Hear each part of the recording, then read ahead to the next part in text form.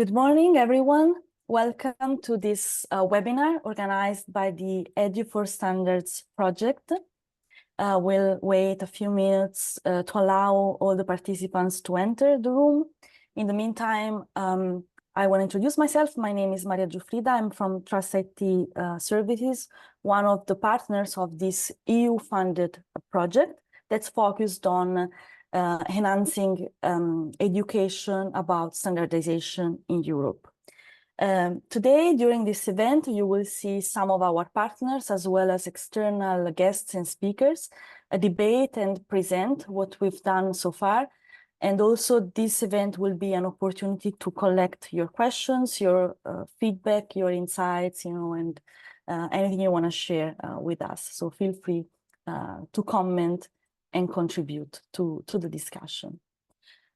Before starting with the introduction of the speakers and the official running of the event, just a few notes for housekeeping that I want to share. So you may have heard when you joined that this event is being recorded. We do so to allow other people also to see it if they're not available today. The recording will be made available on the EDU4Standards website, and I encourage you to visit it, EDU4Standards.eu, and we'll put it also on our social media channels, especially YouTube. We will also publish the presentations of each speaker. This is an online event, so interaction is a little bit more difficult than if it was physical, but we do encourage you to interact with us, and you can do so by using the chat. So you can use the chat to put your comments, your questions, but you can also use the Q&A box, specific function in Zoom, to address your question to a specific speaker or to the audience, to the panel in general. You will also be asked to provide some answers in real time. So we will use Slido in a minute to break the ice and also, to be able to collect your feedback more easily. And these are the means of engagement that we have thought for you today. We would like really this to be engaging as much as possible. So having said this, let me walk you through the agenda that we have prepared today. We will run a 90 minutes event. We'll start in a few minutes with an introductory speech by Gabriella Sestini from DG GROW, the European Commission. We're very happy and honored to have her here. And she will give an introduction about the European Standardization Strategy and the role of education. Then we'll have an overview on the EDU4Standards project by the project coordinator Knut from Fraunhofer EC. Then we'll have a presentation about preliminary results of EDU4Standards presented by Vladislav Fomin from Vilnius University. And these results will be commented in a panel discussion that Vladislav will moderate, and he will present our speakers later on before the panel. Then we will continue with another presentation about an interesting initiative that we want to put in place with EDU4Standards. This will be presented by Kirsten Glennung from Sensenelec. And then we'll have a last moment of interaction with you, which is actually starting now already. So just to break the ice and to help you familiarize with the polling system that we have prepared, I invite you to please connect to Slido, slido.com, and insert the code that you see here, 3074771. Or you can scan the QR code, or you can click on the link that my colleague will put in the chat very soon. And so we ask you, basically, just because we have many registrants and many live participants, and we want to know more about your background, we like to ask you if you have already any type of experience or involvement in activities related to teaching standardization. So I see some answers already coming in. Half of the people have already extensive experience, so that's nice that we are focusing already someone that's familiar with the topic. But also there is as a little percentage of people that have no familiarity with teaching standardization.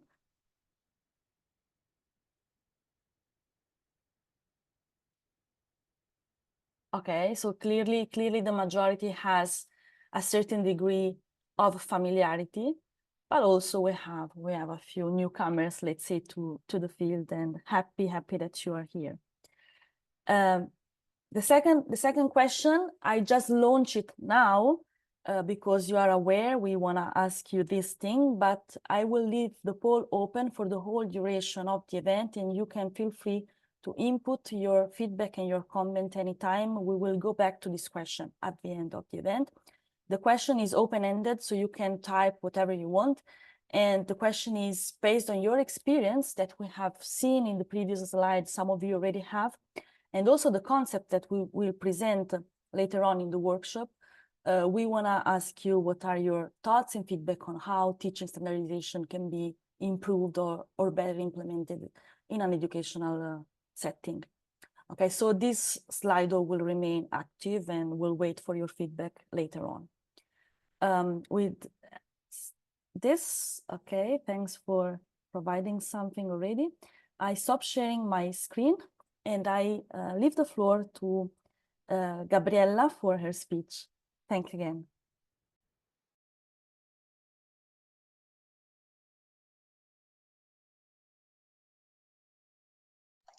Thank you very much, Maria. I hope you see my screen now. Yes, we do. Okay. Hello, everyone, and thank you for inviting me to this webinar. I'm very glad to be here. I work, as Maria said, for the European Commission, DG GROW, and I am the coordinator of the High-Level Forum on European Standardization. And this forum, the creation of this forum was requested by the standardization strategy that was adopted in February 2022 by the European Commission. And the forum was meant to provide insights on priority areas, to know where to invest regarding standards, to include the SMEs and civil society, to use the standards as a tool to protect EU values or to transmit EU values, to bring coherence among the international standards policy and the European Union and its member states, and also to foster the education and skills, the educational and skills standards policy to prepare our next generation of experts to be able to elaborate standards and also to understand their strategic value. Here in these slides, you can see that this is part of the first pillar of the standardization strategy, the creation of the forum, together with the nomination of a chief standardization officer that was nominated in June 2022, the creation of an excellence hub that is a network internal to the institutions, built to share the expertise. And then to foster this exercise of elaborating the program on standardization for each year that should reflect twin transition priorities, action grants that are issued and launched. Let's see the forum composition. So the forum, first of all, I would like to say that it was launched in January 2023. The strategy is from February 2022, and we took 1 year to open the call on expression of interest to become members. And then there were the selections. So the first meeting of the forum was held in January 2023.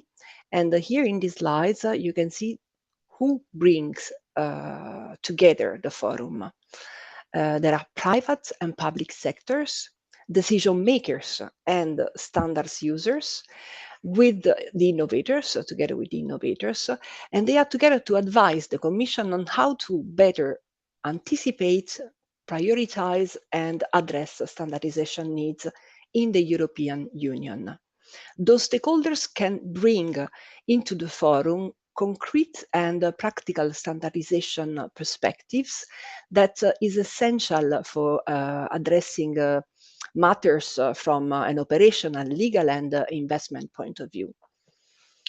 The members of the forum, you can see it in this pie, are the regulators, the member states of the European Union. That is half of the pie. So they are 27 plus one from the European economic areas, that is Norway. Then we have the stakeholders responsible for the process, the European Standardization Organizations, that they are three: SEN, SENELEC, and ETSI. We have stakeholders having the content, as we said, SMEs, industries, innovators, but not only, also academia. We have the University of Eindhoven in the forum. Then we have the standards users, that are companies, of course, but also consumers and representatives of the civil society. In particular, the so-called Annex 3 organizations.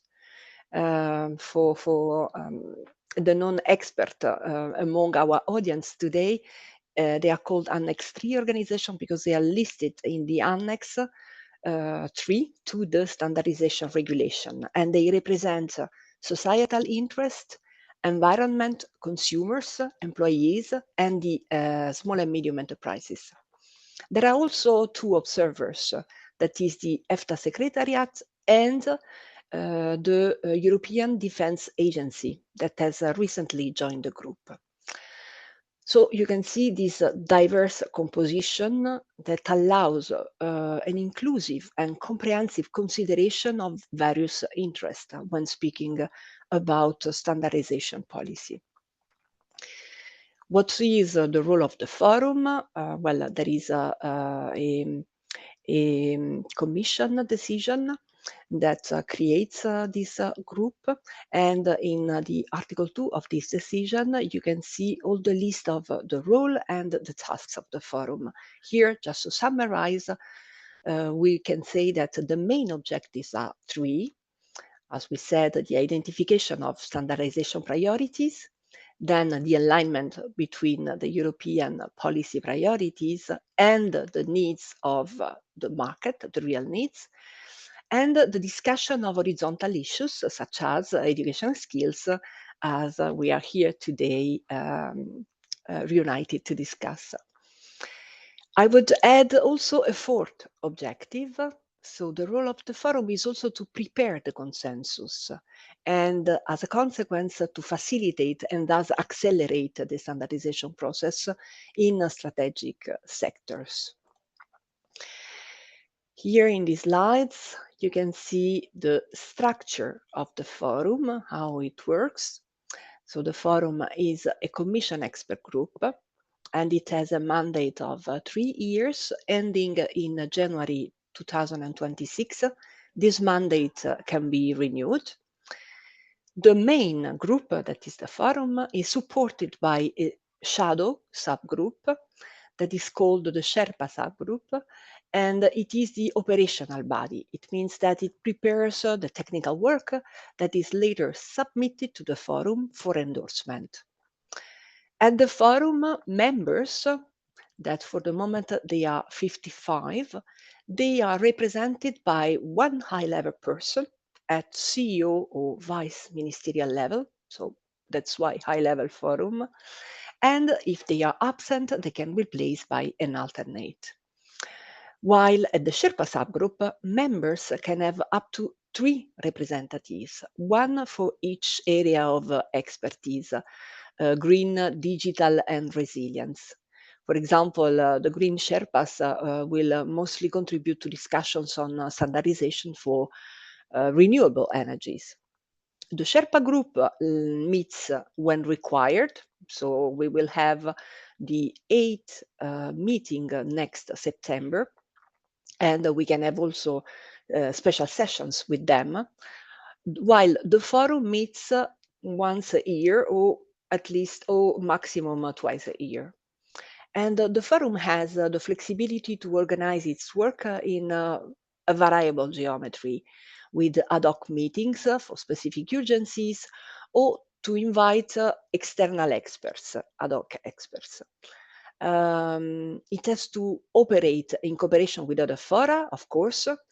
So it doesn't have to overlap with the work that is already happening in other contexts, but to cooperate with them and complement. It has to connect the stakeholder communities, and this is really a particular added value of the forum. We see after 1 year and a half of its existence that really there are stakeholder communities that have been created according to the different areas where the forum is active. Furthermore, the forum can identify areas around which specific work can be carried out. We call this geometry, we call work stream. For the moment, we have 14 active work streams, and they can be sectoral or horizontal. And as you can see in the slides, the main one, the first of the list among the horizontal ones, is education and skills, just to underline the importance that the European Commission attributes to this area. And just to go back to the different pillars of the standardization strategy, you can see here that the fifth pillar is really entirely dedicated to education and skills. With the work of the forum on this area, but also with the Horizon Europe Work Programme 2023 and the publication of a call on education and skills for standards that allowed the creation of the consortium EDU4Standards. And then I would like to mention also a conference that was organized lately on education and standard in Europe. It was organized in Delft in the framework of the work stream dedicated to European education and skills in standardization. It was organized in Delft. In the next slides, you can see some details of this work stream on education and skills. So you can see that it involves 15 members. The leader is the Eindhoven University of Technology in the Netherlands. The co-leaders are Sensenelec and Digital Europe. And then there are several supporting members. You can see that the objective is based on is to identify the challenges and the solutions based on the current state, and to reach this objective, the workstream decided to have the deliverables. That is, first of all, the pledge on education and skills that was signed by the members of the forum. This conference organized in June to bring together all the stakeholders and discuss the different urgencies. And then the objective is to elaborate a report with conclusions and recommendations that will be presented possibly to the next meeting of the forum that will be next October. I forgot to say that the forum is personally chaired by the Commissioner Breton. And probably he will be confirmed. Let's see if he'll remain the chairman of this forum. In the next slides, I put a summary of the pledge on education and skills. You can see that there are 5 actions. The signatory members committed to undertake one or more of the above of the listed actions. And they also committed to inform the European Commission at least once a year of their implementation. During the conference in Delft, it was a big success. That's why I mention it often during this introduction.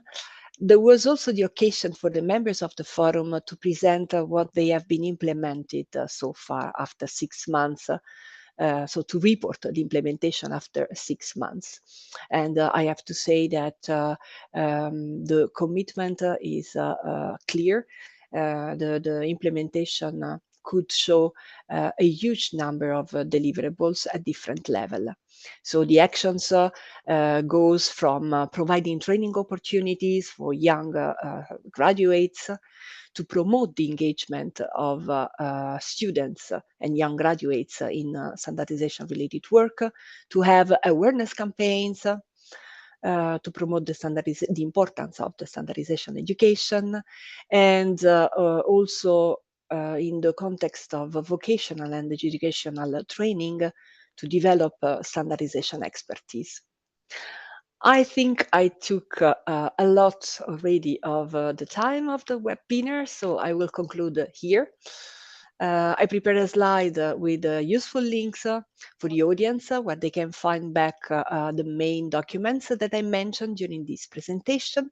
If you have questions, please send an email to this address. And I thank you for your attention, and I give back the floor to Maria. Thank you. Thank you very much, Gabriella, for your very interesting presentation. And I'll copy the email you put for the questions in the chat in a moment. And now I leave the floor to Knut for his introduction of EDU4Standards. Thank you again. Good morning, everybody.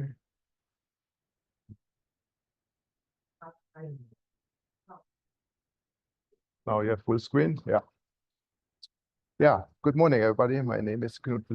I'm the coordinator of EDU4Standards and also professor for innovation economics at TU Berlin. First of all, I'd like to thank Gabriella for her kind of very comprehensive introduction to the high-level forum and the importance of education within.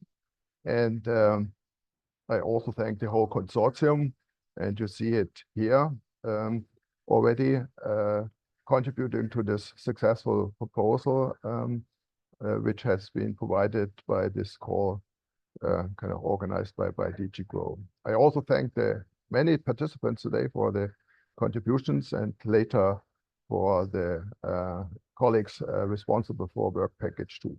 But I'm really happy to be here and have a quite big audience.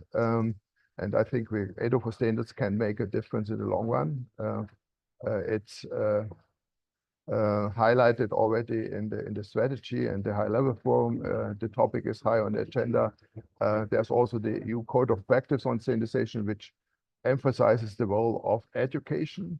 And also our colleagues in the US emphasize the role of education about standardization in its US standardization strategy launch in May 23. There are also national activities, and just last week, the Mirror Committee to the High-Level Forum decided also to have now a working group or a task force on education. We have international activities, as you will see later, here represented by ISO, for example. But we have also a big challenge.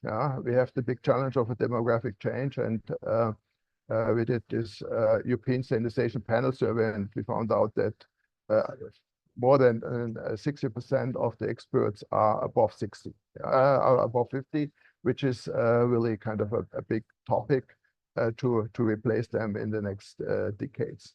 Furthermore, many topics, new topics, AI, quantum, etc., are coming up, which require expertise in standardization, and we have the big challenge of climate change. I think EDU4Standards can make a difference because we are well known, and we have, I think, the who is who in standardization education on board. We are also inclusive.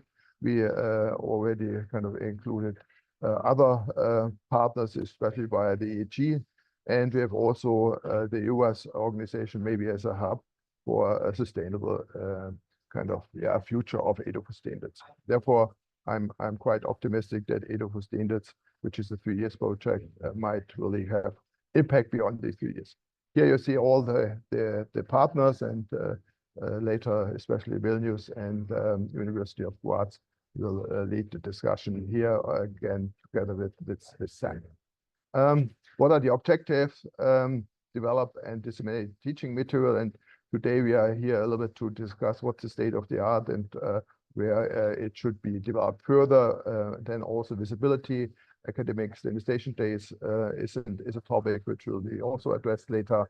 Then increase the number of higher education institutes and universities active in the field, increase the number of teachers, increase the number of students, and also try to set up maybe a student association, which might be the base for future experts, which will help to European institutions, industry to keep competitive and also protect European values. And we will talk today about the teaching concept, state of the art. Next year, the pilots will be kind of in the focus. We will also address different stakeholders. Here are the stakeholders groups, which range from the universities, the teachers, the students. Also, the SEOs are very important. The policymakers are very important, but also consumer organizations, researchers, industry, and also society at large. Therefore, a very kind of comprehensive audience we want to address, and I think especially with the really high attractiveness of the external advisory group we have set up, we already see that the topic is of high interest for all these stakeholders.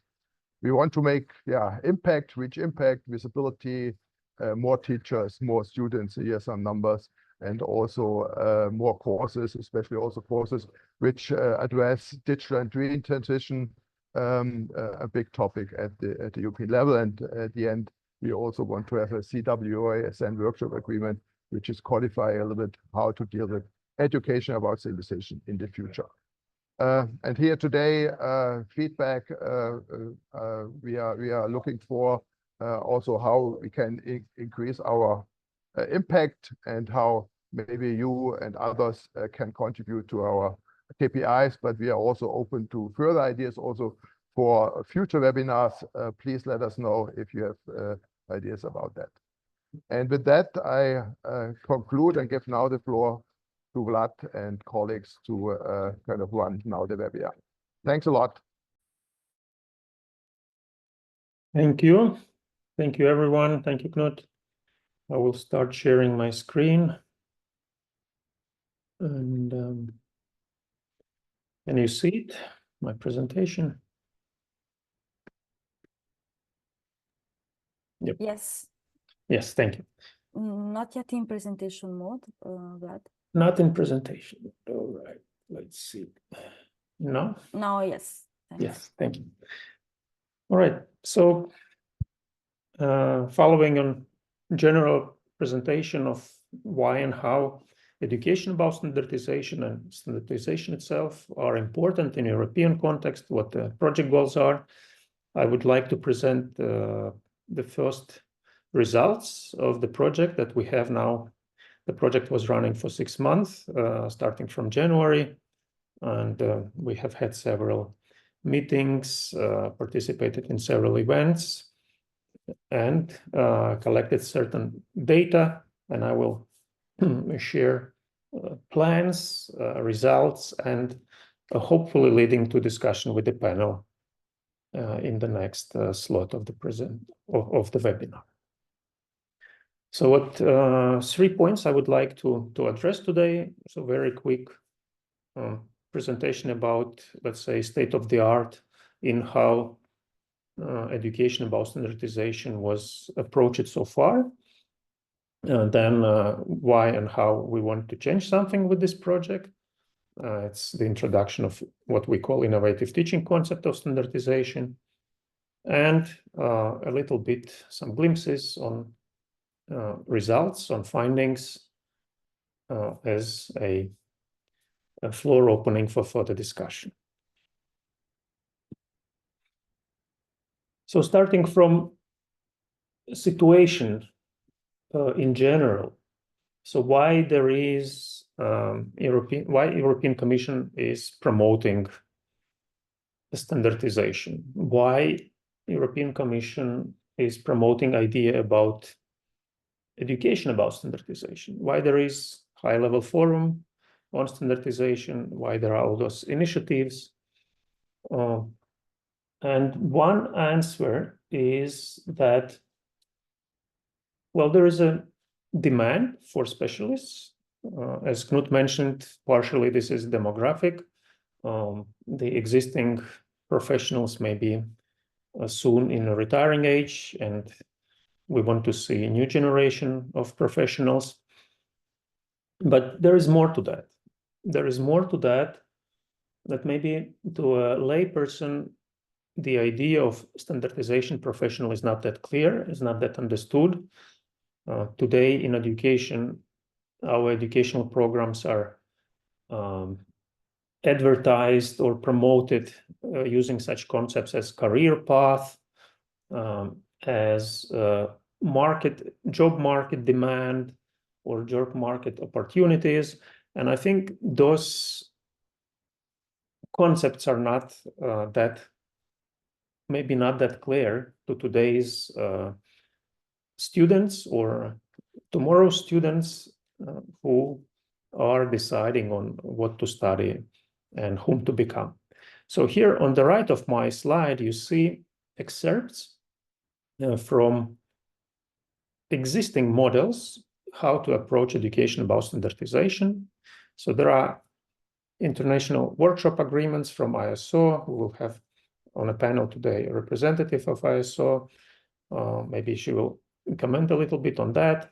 Knut, who just presented the project, is one of the authors of European, a framework which was developed for European market for standardization professionals.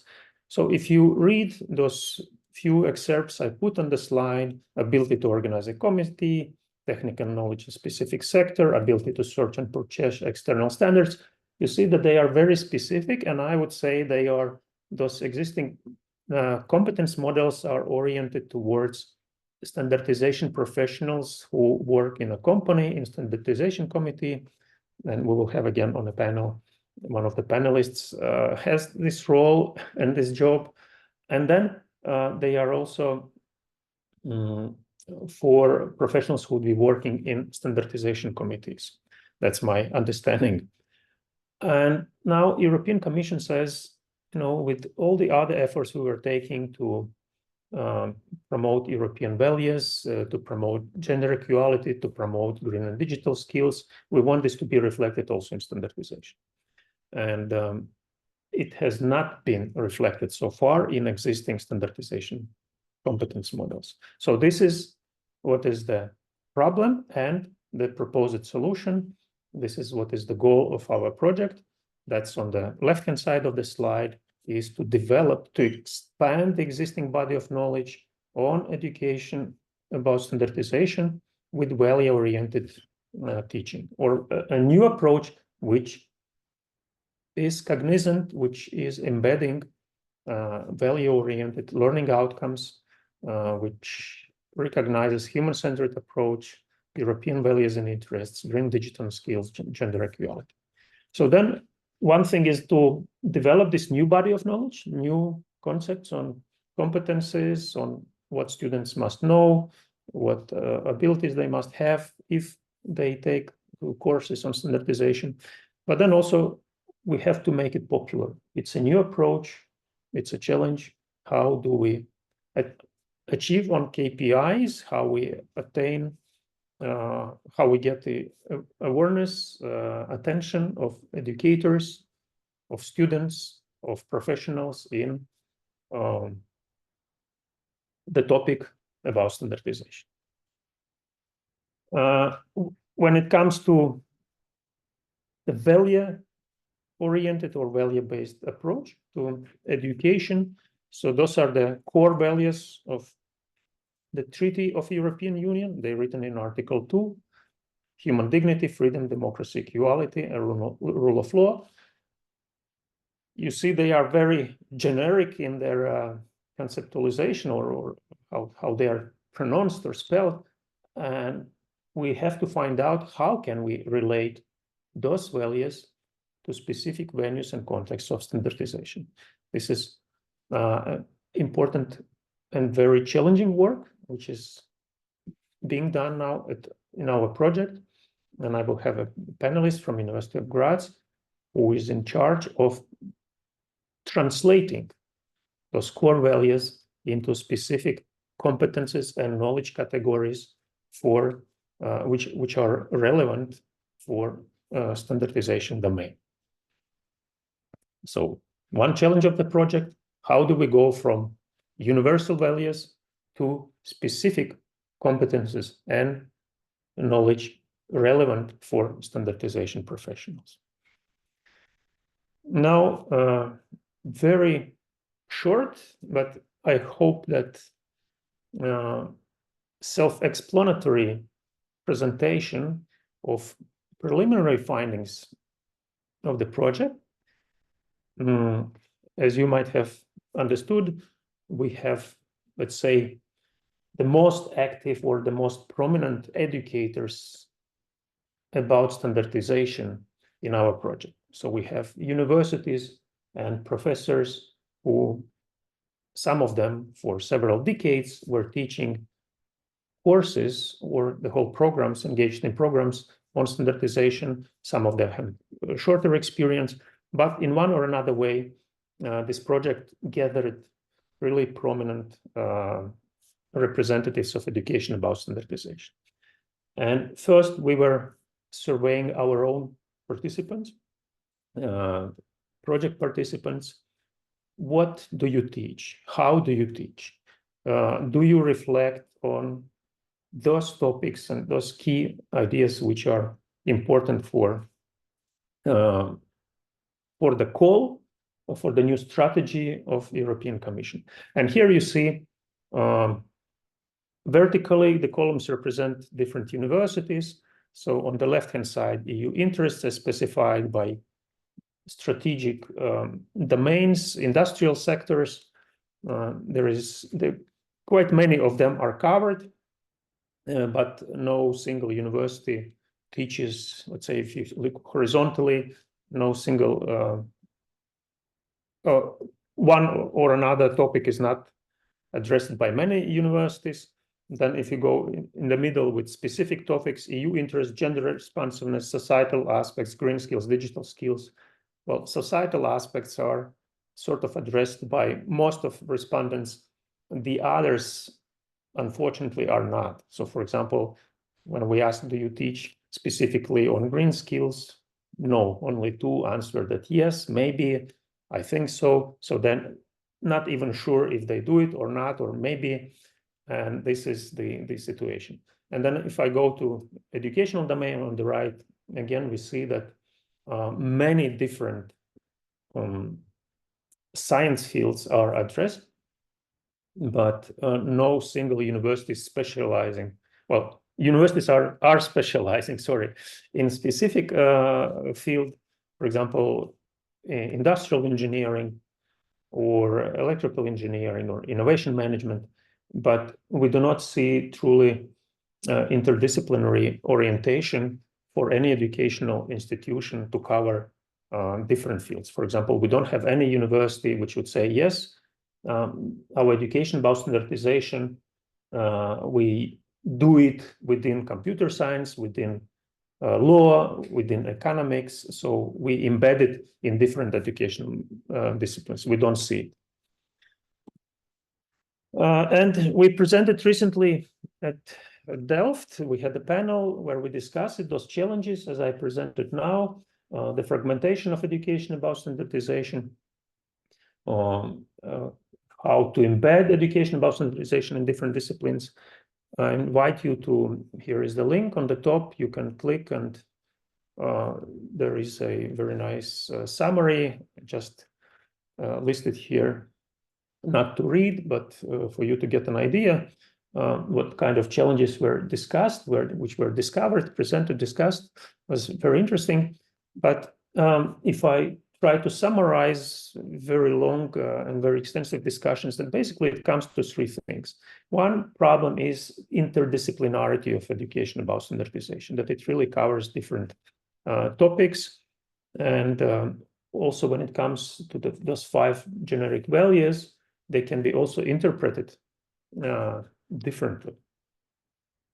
Or they can be interpreted differently. For example, we had a discussion about what does it mean, freedom from legal perspective, if a topic is taught at a business school or if the topic is taught at a traditional university, and then the ideas of freedom may be understood differently as economic freedoms or as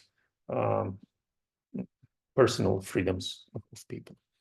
Then we have different geographies even within the EU, and they also contribute to those different understandings of values, maybe prioritizing different values, different contexts for inclusiveness, for gender balance, for ICT skills, for green skills. So we really have a big variety within any specific focus area we try to take on standardization education, and we have a big fragmentation and variety, which is always a challenge if you want to create something for the whole Europe to be used as a model. And to finalize, so one of the questions and one of the tasks that my work package is charged in this project is to promote a new approach, well, to develop a new approach, but also to promote a new approach to teaching about standardization. And we have KPIs, we have some targets to reach. And what is emerging from the discussion we have so far is that, well, first of all, yeah, we have to develop, of course, this new knowledge based on values. New competences have to be formulated, new knowledge areas have to be formulated. So this is a traditional part of it, any educational program. If you want to develop a program, if you want to have students, you have to say what are the skills that they will have and what is the knowledge they will receive. But then we have to also provide justification for the deans, for the rectors, for those who are creating new programs. We can provide templates saying this is the job market demand, these are employment opportunities, career path, those are how EU supports this education, etc. This is also one standard element of promoting new educational programs. And what is, again, a challenge, I keep repeating it again and again, the challenge is how to ensure those standardization-oriented and value-oriented learning outcomes into different educational programs in different disciplines, in management, engineering, science, etc. So how to go from very abstract, very generic to very specific, but at the same time, again, specific in different fields, so that we, on the one hand, recognize different approaches to education, but on the other hand, we maintain interdisciplinarity.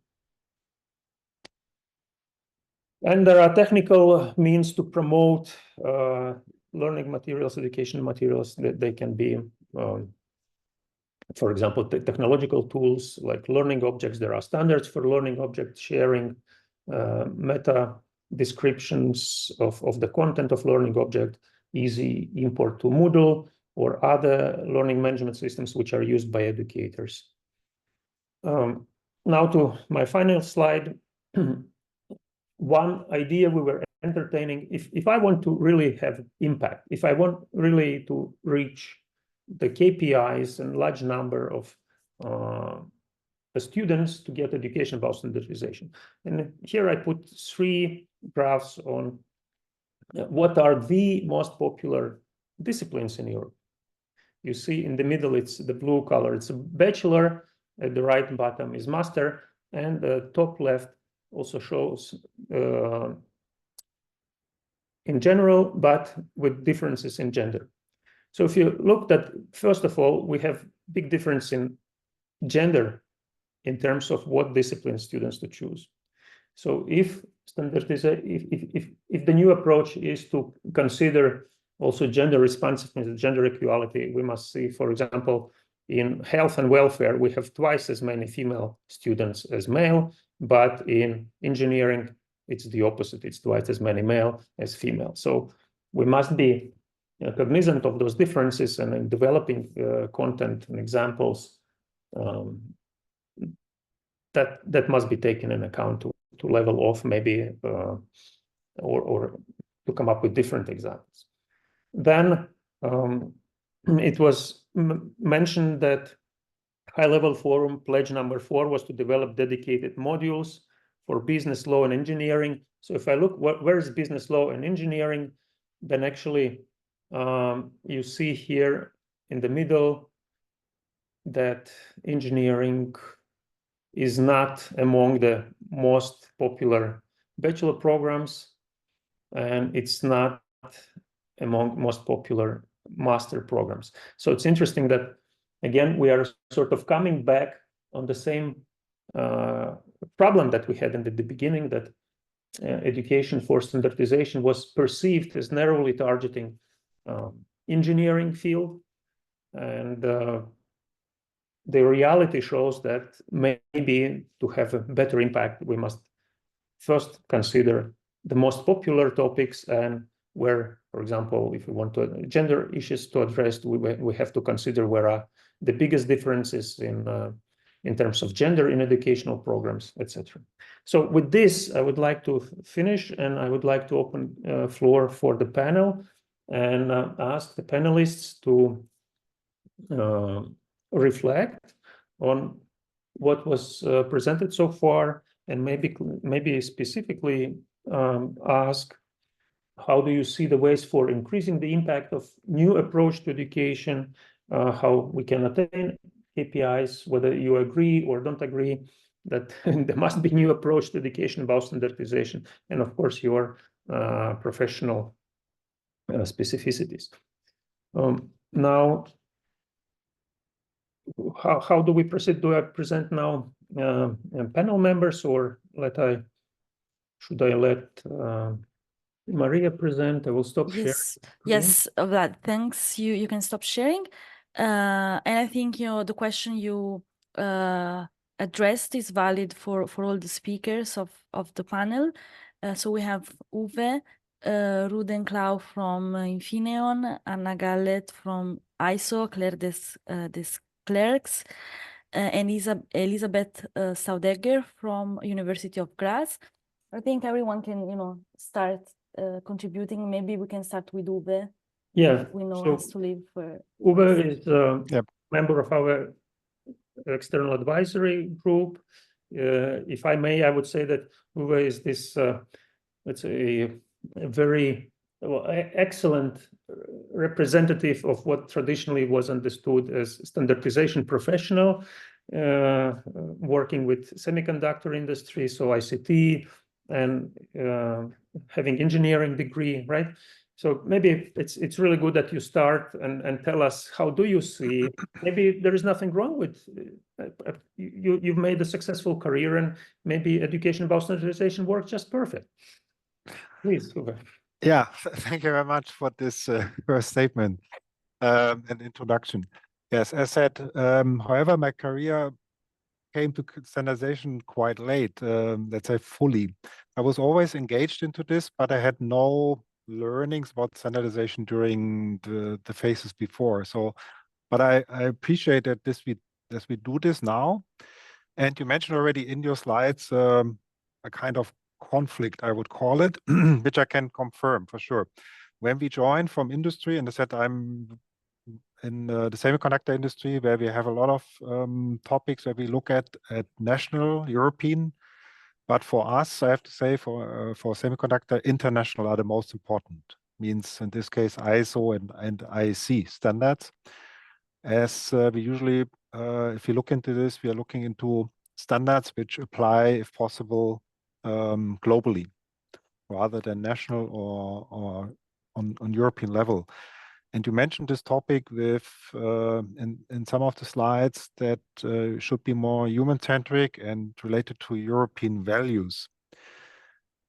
This, I think, is an issue on international level, because we are not alone there, and we have to come into consensus, and this is the most important thing from my experience, as I'm working also in several standardization bodies, set on national, regional, or European as well as international level. You need to find a consensus. This is for sure also human-centric, because you need to discuss with other people, humans, and they are coming from any country of this world, and they have other values. They have not the same as we have. But again, you need to find a consensus, and this is, I think, the beauty and also maybe an interesting part if you join standardization, to learn this, how to discuss this on such a level. And for sure, you mentioned this also somewhere. I remember that there could be discrepancy between on international level between what your company is interested in, because you're representing there not your company, you're representing your country. In this case, for me, it's Germany. And you need to find a consensus upfront. This is how we do this, at least in Germany, at associations like DIN and DKI, with the others. And they come from any other company again. So you have that different levels also of agreement. And then at the end, for sure, it's a topic to agree this on international level with all the others.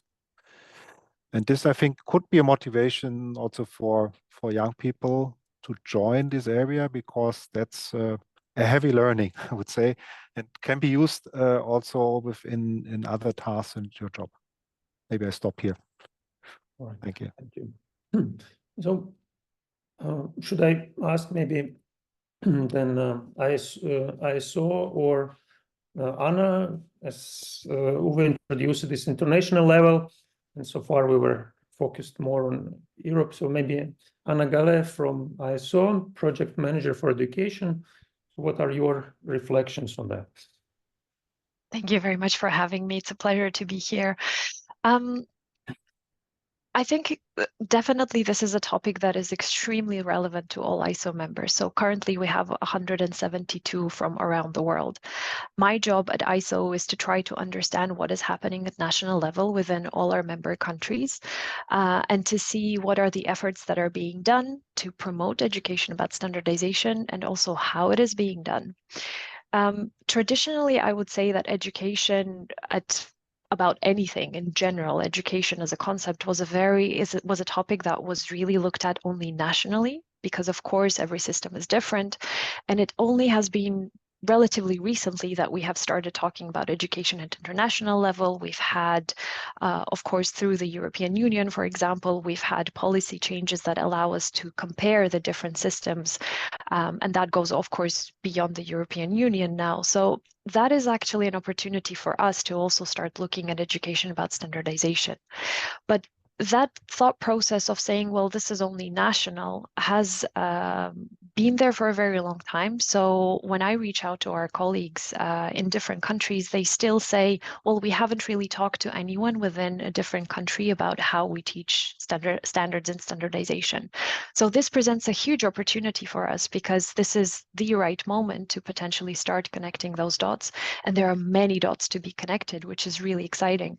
Many of the ISO members have been working on education about standardization for years, for decades even, and they have a depth of knowledge to share that will definitely benefit the project, but definitely benefit the whole domain of education about standardization. Just to give you a few examples, our member from Finland, SFS, they have had a steering group that was created over 20 years ago, really aimed at teachers and students to really see how standards and standardization can be taught. They're now adapting it to the more digital way of doing things. I think we have our colleagues from Romania and Bulgaria here. They have been collaborating cross border on Erasmus Plus projects. So for example, on boosting the green future via university micro-credentials, which is a fantastic also opportunity to see what is the role of micro-credentials, something that we brought up at the high-level forum event that happened in Delft recently. I think also vocational education and training is starting to come up more, because we're starting to realize that not only university level and tertiary level education and that traditional pathway is the way to go, but there are also others. So how do we include them? Our Polish member PKN has been doing this for years now, and as of 2019 they had 215 professions that included information, basic information on standards and standardization.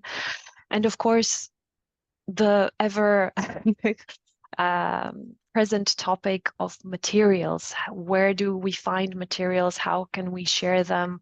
What do we include in the teaching materials that we put together? We have colleagues from all over Europe and of course all over the world that have already worked on this. So for example, many of us already know the Danish Standards published a fantastic textbook, A World Built on Standards, that was developed in collaboration with other national standards bodies.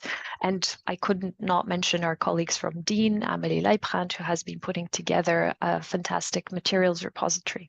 But I think at the end of the day, it's also really about understanding that any kind of material that we produce has to be relevant. It needs to be, I think the format needs to be up to date, because of course the world of education and how we teach in general has changed radically in the last years. We have so many digital tools nowadays. We have all become a lot more visual because we've gotten used to getting bombarded by information, and grasping that information visually has become a lot more important. So anything that we develop has to take all of that into account, and we definitely have to make sure that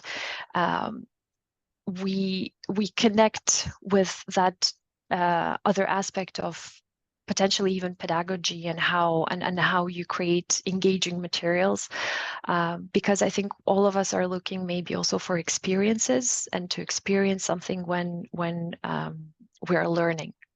And maybe just one last point, and Vladislav, you mentioned it in your slides. Indeed, we do have an international workshop agreement number 30 that was published back in 2019. As you all probably know, an international workshop agreement is a special instrument that we have where we bring together all stakeholders to talk about a very specific and important topic. And we develop a document that does not go through the traditional standardization process. After 3 years, this document needs to be reviewed and a decision needs to be made whether we want that document to become an international standard. And that process, that review process, has indeed started. So we also encourage all of our members to participate in that process and in that conversation around what are the competencies the standards professionals need to have. So I think I will stop here. Thank you. Thank you, Anna. Well, if I may address the clears, maybe as another representative or a representative of another standardization organization, ETSI, because Anna started talking about importance and relevance of teaching materials, and I know that ETSI has had this effort. So please, Claire. Yeah, thank you. Thank you for having me. And it's always very difficult to follow Anna because she has said a lot of what I would have said too. So, I mean, we are a different type of standards organization, European body specializing in ICT communication, so with a more limited scope. But in fact, yes, the issues are the same. There is so much activity around. We were part of it as well by having created materials that we were hoping would be picked up by the universities, by the teaching environment for vocational training. They have been, but possibly we need to do more promotion work in that respect, because we're very conscious of the fact that we do need to have the next generation of standardization and the next generation of standardizers that come on board. And this is where we're a little bit worried about how we get the messages across, because a lot of things do exist, but we still have the European projects and the European Commission telling us that more needs to be done. So obviously all these projects have been great, but limited. And now to promote, to get materials integrated into the curricula in the different universities, to provide materials for vocational training is really a key. We need to go a little bit more from the theory to the practice, if I may be so bold. So that is one of our aims now, is to create materials, because that is what we feel is needed. So obviously making everything available, again, in our domain. So in our domain of being a European standards body in ICT, but of course, a lot of the information is relevant for all. All right. Thank you.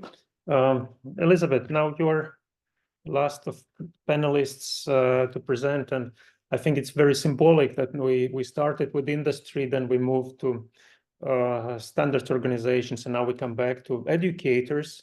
Now you are with IT law. Please, would you reflect now on how do you see maybe on either my presentation, the previous presenters in the panel? So what is it that next generation of standardizers, that was the phrase. Do you think we as universities, you as educator, us, other partners in the project, are we on the right track? Well, thank you, Vladislav. Thank you to all of you, the panelists and the presenters before. It was great to listen to you, to learn about standardization much more. I'm from university, specifically from law faculty. And I have to admit, standardization is not that much an issue at universities now. And this is a problem. I'm at a law faculty. That means that I'm pretty familiar with law, regulations, rules, and so far and so on.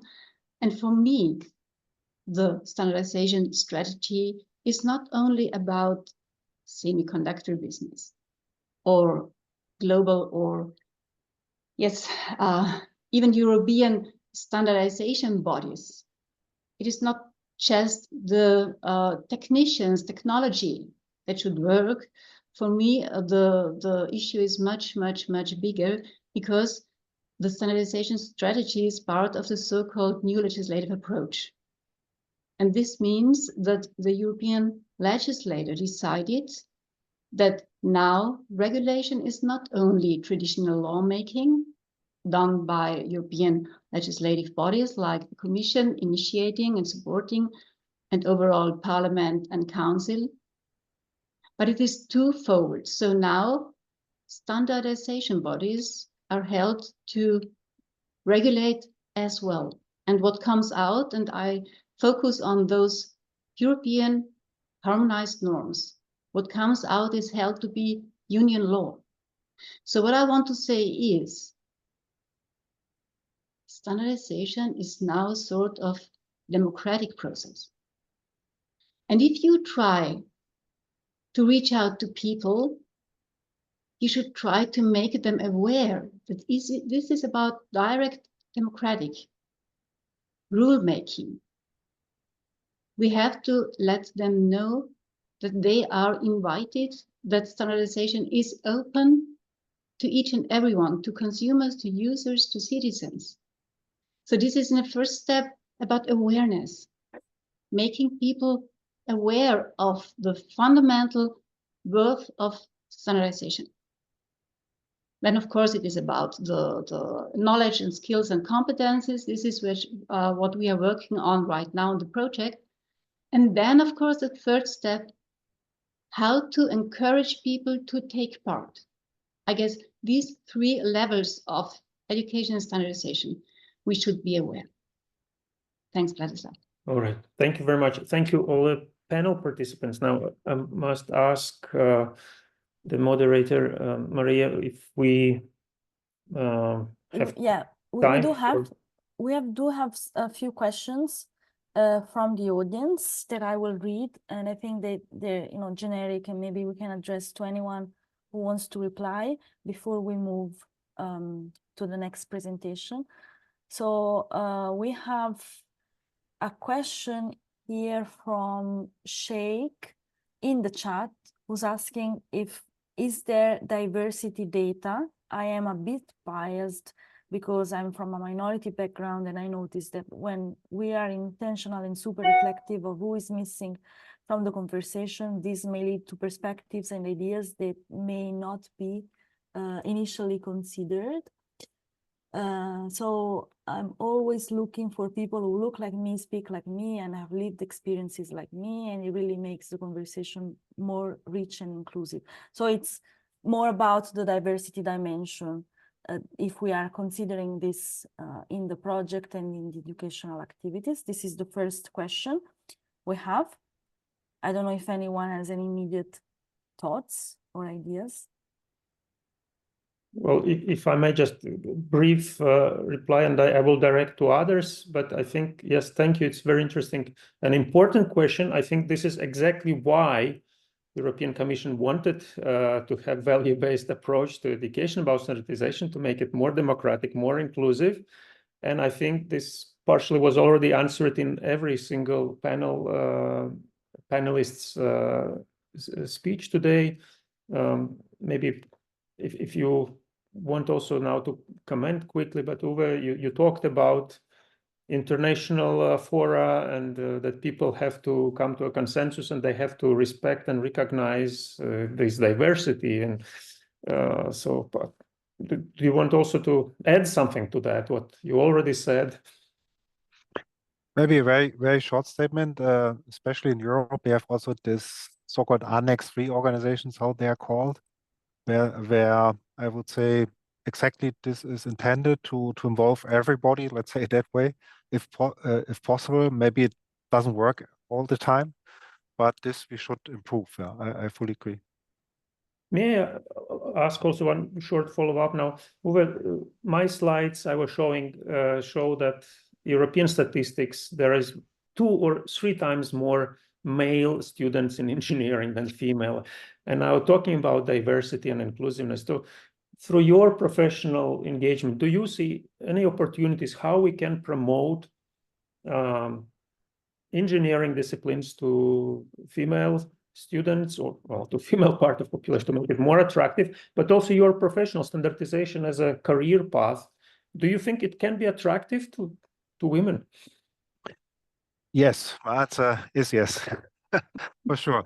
And we are trying to do this also, for example, in our company, as I'm taking care for this globally now, that we see, but that we see whoever has an interest, this could be anybody, just not saying only female, also for sure male, to involve them at the beginning to do some internal learning and use what the material always was mentioned already, to get this to people and explain them the value. And this was one talk I did at the Delft event also, to explain the value. Also, if it comes then from university to the industry or any other organization, I would say, where this has really a value. This is a process which we started and we are starting, and here the need of everybody is useful and helpful to explain this also within the industry.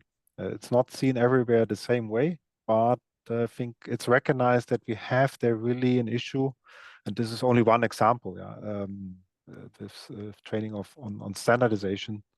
But yeah, I encourage in our company also, for sure, everybody, especially females, and we are doing this already. We have just recently I got a female lady who's now leading in IEC, the group.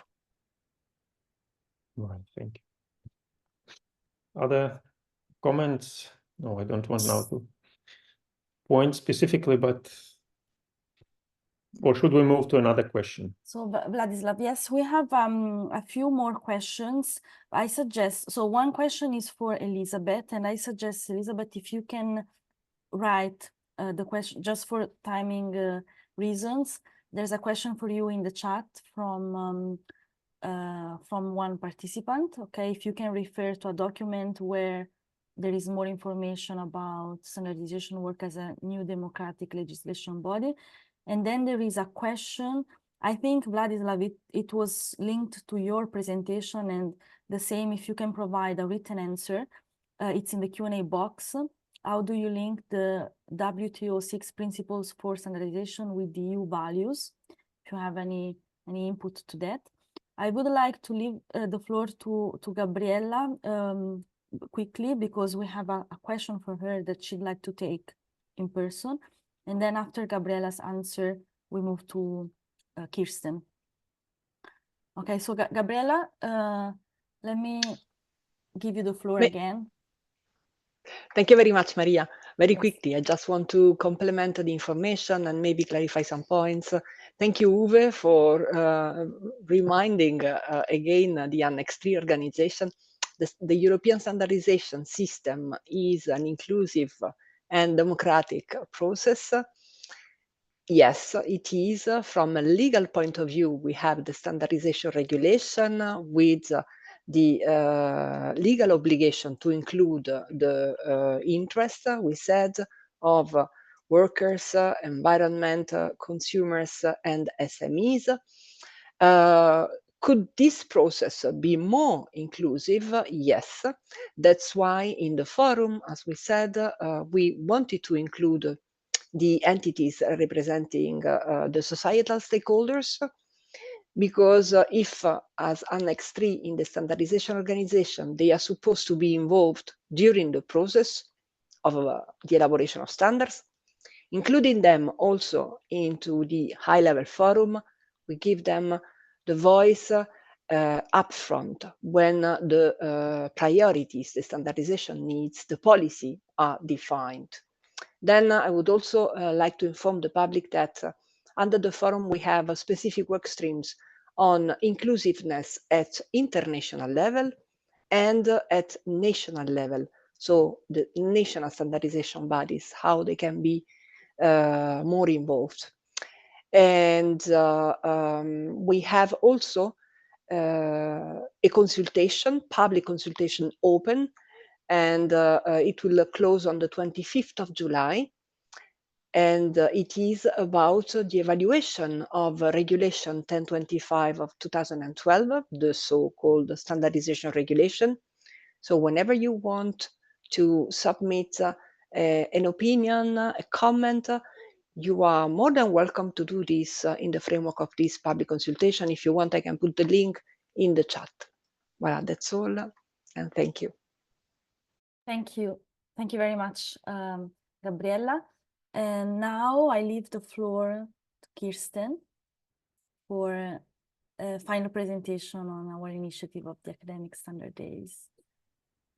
Thank you, Maria. And let me just share my few slides with you. So this presentation is about an initiative in our project called Academic Standard Days. And now I'm going to explain to you exactly what that means to us, the partners of EDU4Stand. But firstly, let me just say that I come from SEN, so SEN and SEN-Elect, but in this project representing SEN. And we are a partner in the work package of Maria about communication and dissemination. And one of our dissemination activities is these Academic Standard Days. The goal for us with the Academic Standard Days is a little bit independent from some of the other activities, because we will create standalone events.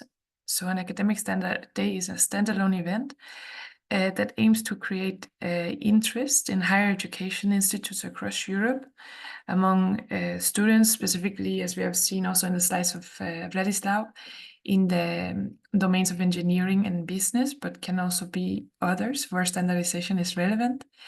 And the aim for us is to strengthen, on the one hand, the link between standardization and R&I, but also to, as I said, create this interest among the students so that we have a new generation of standard drafters ready and, yeah, hopefully interested to contribute to this very important exercise, which standardization is. Good. Saying that, our idea of what a Academic Standard Day is that it should involve always a national standardization body and at least one university. We want to attract at least 100 students per Academic Standard Day, 10 teachers, and also 5 industry representatives. So our goal is a multifolded goal. We want to attract the students to make them interested in standardization, but we also want to make their teachers interested in standardization so that they include this topic in their curricula. And for the industry representatives, well, we see this as a way to basically show the relevance of knowing about standardization for the future career, because we see a need for experts, and this is a way as well for businesses to contribute to the innovation and developments of the single market. Based on this activity, we want to make a European Standardization Association. Among the partners, we're still discussing the best format for this, and our idea is also to discuss it with the students of the first couple of Academic Standard Days. Our hope is that ultimately this European Standardization Association can be also a pool for recruitment. So when companies are looking specifically for students who are already familiar with standardization or interested to take up tasks in this domain, they could look into this association, as well as it for the members of the group could be a way to continue to improve their knowledge and exchange with their peers. As a part of this plan, we have discussed a bit with our partners, which are located in all the countries that you can see in the light green, about their experience and their interest to do so-called mock ASD. So in total, we have to do 15 ASD, but the first 5 we will do among our partners to get some learnings, basically, about what is the best way to make an attractive days that student wants to come, so that we make the most out of our efforts. And we are already in discussions to organize this fall in Germany and Serbia, academic standard days, and we look forward to sharing our experiences with you. But we already, when we are discussing these experiences, have some idea what might be the challenges, and this is what we will try to address with our first mock ASDs. One of the challenges is that standardization is not regarded as a super interesting topic. It's not a hot topic exactly. So we need to sell it, maybe wrap it in with something that is more interesting, or more perceived as more interesting, I should say, such as sustainability or digitalization, or other topics related to the studies of business and law. We need to also identify the best ways to communicate with the students. Of course, it's nice if you have a teacher who can promote this day, but in case you don't have, what are the best ways to get in touch with students in 2024? And how can we best also engage with their teachers? Maybe they don't really want to learn new stuff if they already know the course and have taught the same one for several years. How can we engage them? These are the kind of things that we're discussing right now, and that we hope to get a little bit wiser on after running the first 5 ASDs. But what we know for sure is that it takes time to build up an interest. It takes time because it's not enough that the students demand it. You also need the teachers to be willing to give it, and you need the managers of the teachers to also be willing to support such initiatives. So all in all, I think this is a very important activity, but it's not going to be easy. So to give you a bit of an idea of the next steps for us, the first phase will be these mock academic standard days that will be organized with the direct participation of one of our partners here in the project. And as I said, we have already on a drawing board an academic standard day in Belgrade this fall, and probably also one in Germany. Then in a second call, and this is where I hope that I can get some interest for some of you connected to this call. In a second phase, we're going to have a call for interest to all NSPs, whether or not there is an education institute from your country active in this project. You are more than welcome to confirm your interest to host such an academic standard day in your country, and we will support you. There is about 12,000 euros for each for the celebration of each ASD in the budget of CEN that we will distribute. And in total, we hope to get 10 interested NSPs contacting us. If there are more, let's see what we can do, but hopefully there are not fewer. And we are, of course, ready to support in all the organization and also concept development based on our experience from the mock phase. That being said, you can always contact me and our colleagues here in the project. We are happy to learn about other experiences from partners who has tried to drive up an interest from standardization, especially if you have started from zero, as we feel that we have to do at least in some countries. If you have some ideas also how to make it attractive, academic standard days, maybe you've already tried to present standardization to some students in a particular field of study, we're also very happy to hear it. And lastly, should there be any of you connected here today who are NSPs and would like to know more about the ASDs and what you can do to get such an ASD to your country, please do not hesitate to reach out to me. I'm happy to take a discussion also bilaterally about what kind of opportunities this can be for you.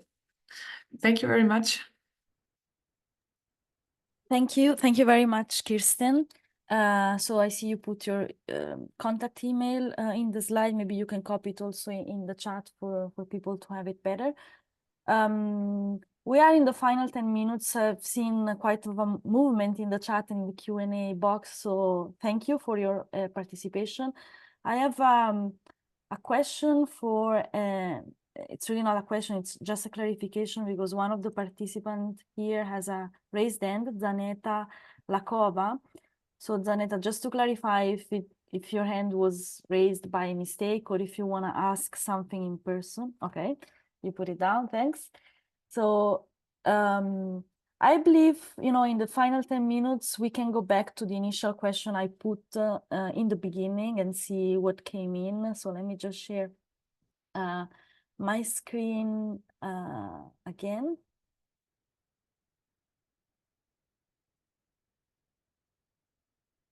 Do you see my screen? I hope so. Yes, we can see. Perfect. Perfect. So we got some replies. I had a quick look before. So yeah, some general suggestions about more awareness with universities, provide guidelines, resources, tests, etc. I think one comment is particularly interesting about the fact that I cannot find the comment anymore, but yeah, this one, that this should be integrated, let's say, as part of other topics, so other scientific technological projects, in a way that standardization aspects are not only optional, but are compulsory within that course. And so it's more easy for people to get familiar with them.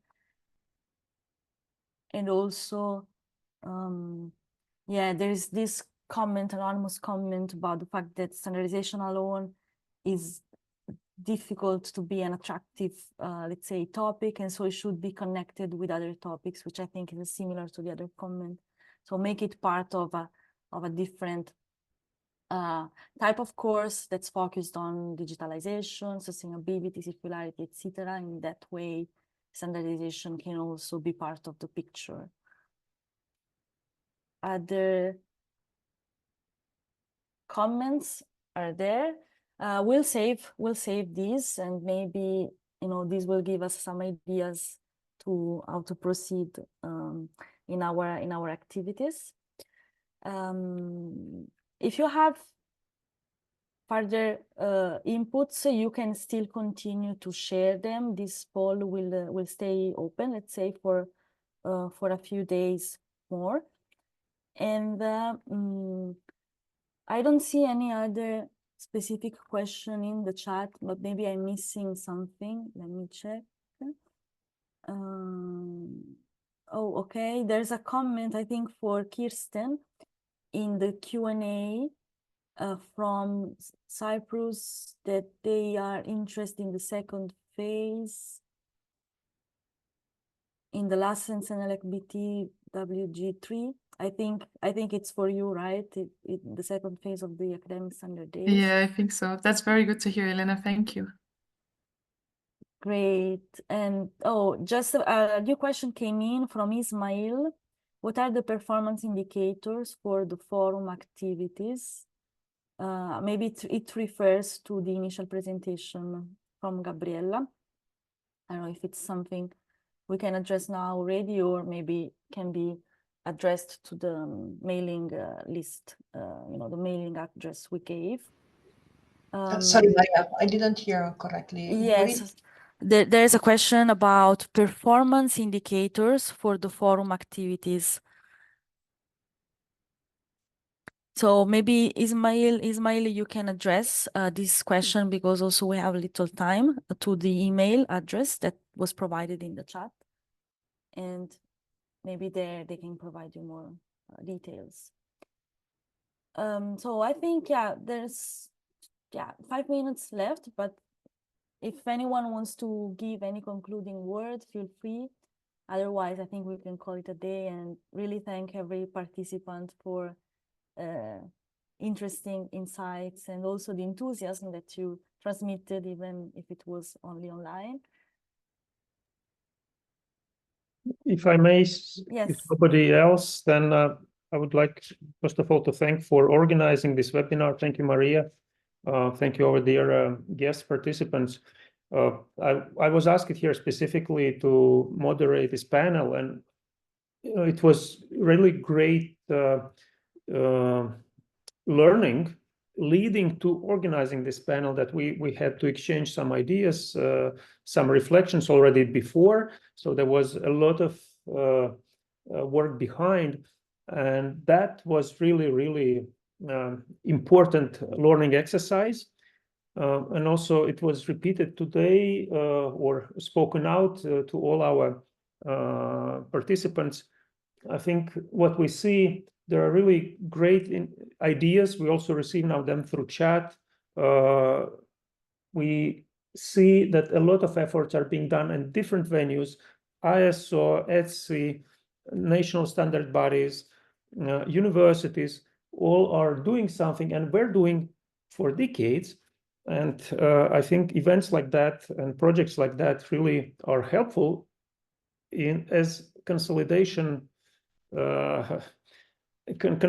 tools to help pull together those initiatives, ideas together.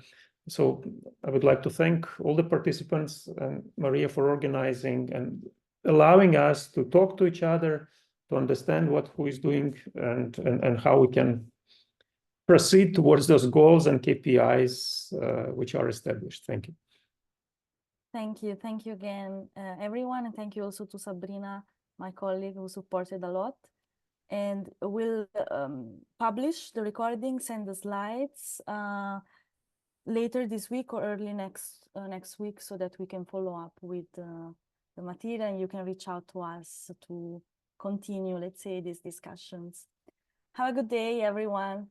See you soon, and happy holidays if anyone goes on holiday soon. Thank you all. Bye-bye. Thank you all.